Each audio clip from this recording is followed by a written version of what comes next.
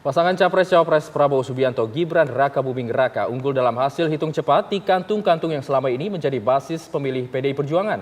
Selain karena efek Jokowi, tokoh kunci di provinsi yang menjadi tim pemenangan dinilai mendongkrak keunggulan Prabowo Gibran.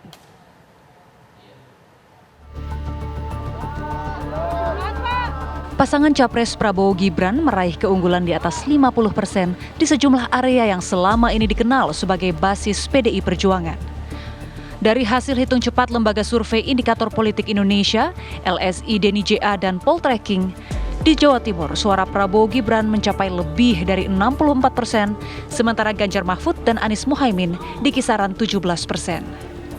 Menurut Direktur Eksekutif Poltreking, Hanta Yuda, Jawa Timur menjadi faktor yang menentukan bagi keunggulan Prabowo Gibran. Faktor Jawa Timur, faktor variabel yang paling utama. Karena sangat mayoritas, karena pemilih Jawa Timur kan sangat besar ya. Di Jawa Timur faktor yang sangat menentukan dan itu terbukti sesuai dengan prediksi pemenangnya adalah paslon 2. Dan di Jawa Timur juga banyak faktor, tentu ada faktor bergabung nanti bisa kita diskusikan. Fusi kekuatan dukungan Pak Jokowi yang sangat kuat, pendukung Pak Jokowi, pendukung Pak Prabowo yang lama masih juga setia di sana, itu Jawa Timur. Sementara di Jawa Tengah dan daerah istimewa Yogyakarta, Prabowo Gibran meraih lebih dari 51% suara. Sementara Ganjar Mahfud lebih dari 33%, sedangkan Anies Muhaimin di atas 13%.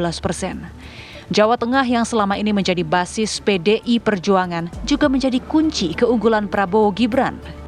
Kunci adalah Jawa Tengah. Jawa Tengah diprediksi memang menangnya kami terakhir Pak Prabowo Gibran. Tapi kemenangannya sedikit melampaui prediksi. Perkiraan kita sekitar 47%, sekarang di data survei, di data quick count 53%.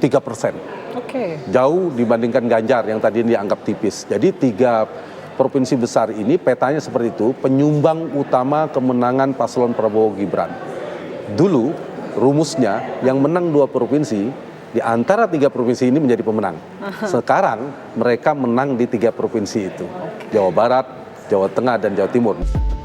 Di Bali dan Nusa Tenggara, Prabowo Gibran mencapai lebih dari 58% dari hasil hitung cepat 3 lembaga survei. Ganjar Mahfud di kisaran 27%, sedangkan Anies Muhaimin lebih dari 13%.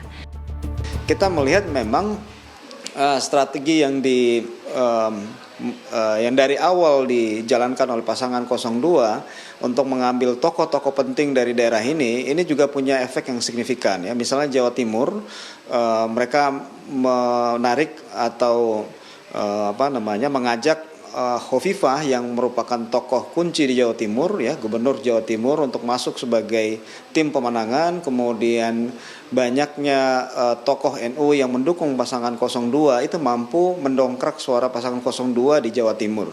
Di Jawa Tengah kehadiran Gibran sebagai calon wakil presiden, kemudian efek Pak Jokowi ya, walaupun secara terbuka tidak menyatakan dukungan atau kampanye buat 02, namun kita melihat intensitas Pak Jokowi di beberapa waktu terakhir menjelang pemilu yang intens melakukan kunjungan kerja ke Jawa Tengah ya, walaupun secara jelas tidak menyatakan dukungan, namun asosiasi pemilih yang memang menilai bahwa pasangan 02 itu adalah melanjutkan legasinya Pak Jokowi, maka ini juga merupakan berkah untuk pasangan 02.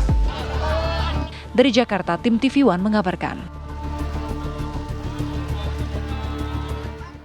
Sementara calon presiden nomor urut 3 Ganjar Pranowo masih belum yakin jika dirinya kalah di daerah-daerah yang menjadi basis PDI Perjuangan. Ganjar menyebut timnya sedang menyelidiki apakah benar kandang banteng sudah direbut Prabowo Subianto. Dengan suara yang di Jawa Tengah, Bali, NTT, kan quick count, real count-nya kan belum. Hasil dari quick count perolehan PDI Perjuangan saya kira masih tinggi ya. Kalau nggak salah masih nomor 1 ya. Agak anomali ya dengan suara saya. Maka hari ini sedang diselidiki oleh kawan-kawan. Mudah-mudahan nanti ketemu apa faktornya. Sepertinya split tiketnya agak terlalu lebar itu. Ada agenda kemana Pak di sini Pak? Jalan-jalan. Oke, makasih ya. Tim pemenangan nasional Ganjar Mahfud menggelar rapat internal di markas TPN Menara HN Kebon Siri, Jakarta Pusat.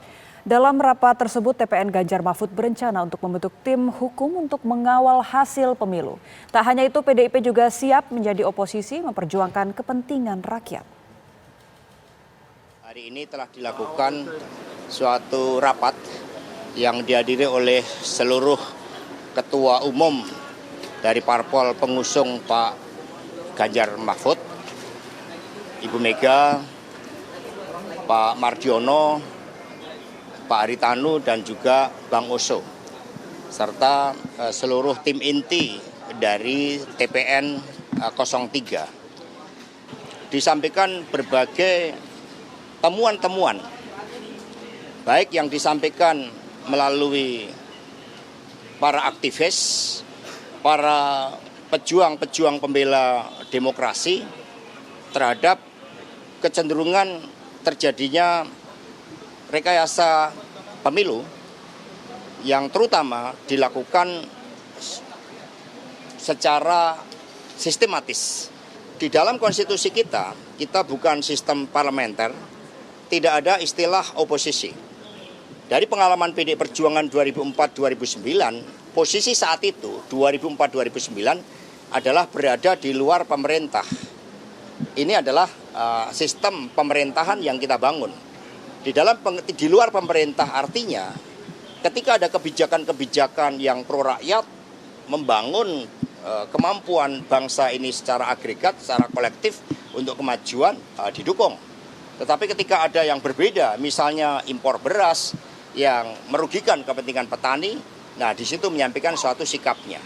Nah, terhadap sikap-sikap politik itu tentu saja belum tahapannya ke sana, karena tahapan saat ini adalah mencermati seluruh proses rekapitulasi penghitungan suara dari KPU yang nantinya akan dijadikan sebagai basis pengambilan keputusan terkait dengan penetapan pasangan calon terpilih.